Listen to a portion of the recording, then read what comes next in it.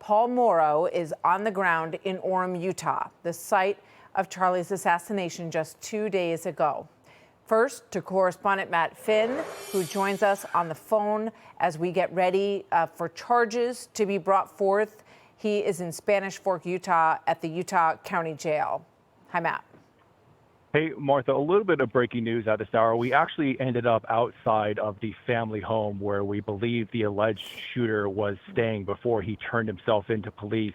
It's in Washington, Utah, which is near the St. George area. And outside of the family home is a gray Dodge Challenger, which authorities say the alleged shooter drove a Challenger on and off the university before he allegedly assassinated Charlie Kirk. We were surprised to see a Dodge Challenger still sitting here in the driveway of this family home. Not clear if it is the Dodge Challenger, but we were surprised to see one sitting here. We were preparing to go live and show you this all on air, but moments ago, police told us that we had to evacuate the area, that they got some type of concerning information basically directly in front of or around the family home. We're not certain what that concerning information is, but there was also a chopper above, and authorities told us that we had to clear the area. So that's why I'm on the phone right now. We're not able to show you this on camera. But the neighborhood where the family lived in is a nice, middle class to upper class neighborhood in the St. George area, a beautiful scenic area, a well manicured street like so much of this area is. We talked to one neighbor who says she's unfortunately not surprised about the shooting because she says she believes that political violence and hatred has spread all across this country. So we'll keep you updated about what's happening here outside of the family home right now, Martha. Not clear what this pressing information is that authorities got here in the St. George area, Martha. Okay, Matt, thank you very much. Keep us posted.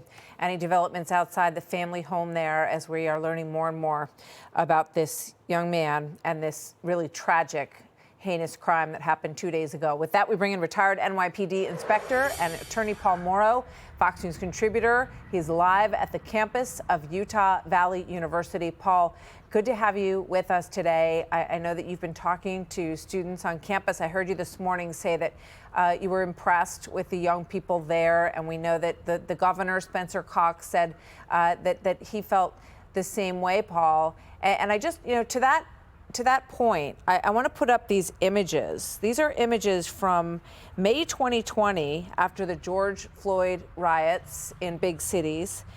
And then on the right-hand side of your screen, Charlie Kirk's peaceful vigils in recent days. So we're putting those up right now. And you can see just the dramatic difference. And this is what Spencer Cox, the governor, had to say about that, Paul. And then I want to get your reaction.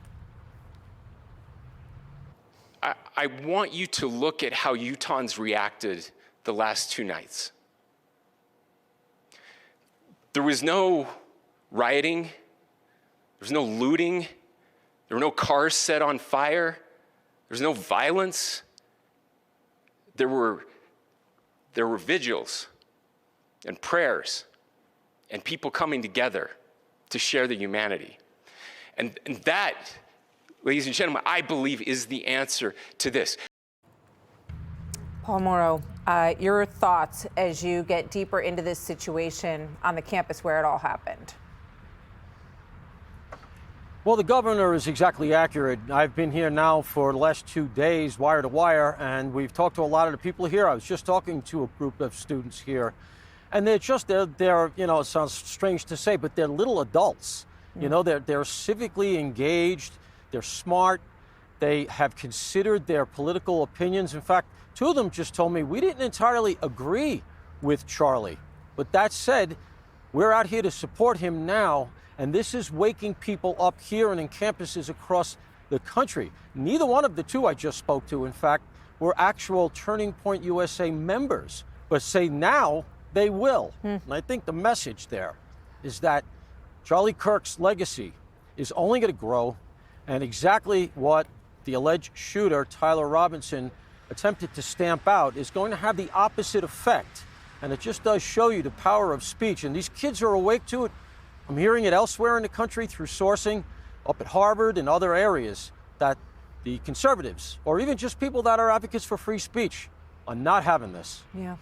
It's going to be very interesting to see if it fuels that kind of passion and commitment. And we've seen that in prior tragic instances in the United States, thinking back to the civil rights movement and the people who lost their lives to assassination during that period. And Charlie stood for freedom of speech in the country and open dialogue. So we'll see where that goes. I want to play something else for you because I want to draw on your expertise as a police and investigator, as a member of the police and investigator. This is Spencer Cox talking about these messages that were exchanged with a roommate. And can you shed any light, Paul, on this roommate? And is this roommate in the house that we're looking at or somewhere else? Here, let's listen to it first. The content of these messages included messages affiliated with the contact Tyler, stating a need to retrieve a rifle from a drop point, leaving the rifle in a bush, messages related to visually watching the area where a rifle was left, and a message referring to having left the rifle wrapped in a towel. The messages also refer to engraving bullets and a mention of a scope and the rifle being unique. So what questions does this raise about the roommate and what he or she might have known? So let's remember, in the Boston Marathon bombing, 2 roommates were arrested subsequent to the death and then arrest of the Tsarnaev brothers because one obstructed justice and one lied to the federal government, which is a crime in the course of an investigation. So this person had better be forthright.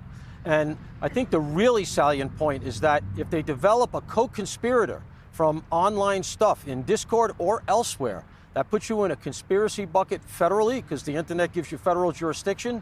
And now you have a much stronger federal charge because right now federal charges are a little tenuous. I would opine this is going to be a state death penalty murder case. Very interesting. We heard from the governor, Governor Cox, who's going to be on with Brett later this evening, that there was no one else charged at this point.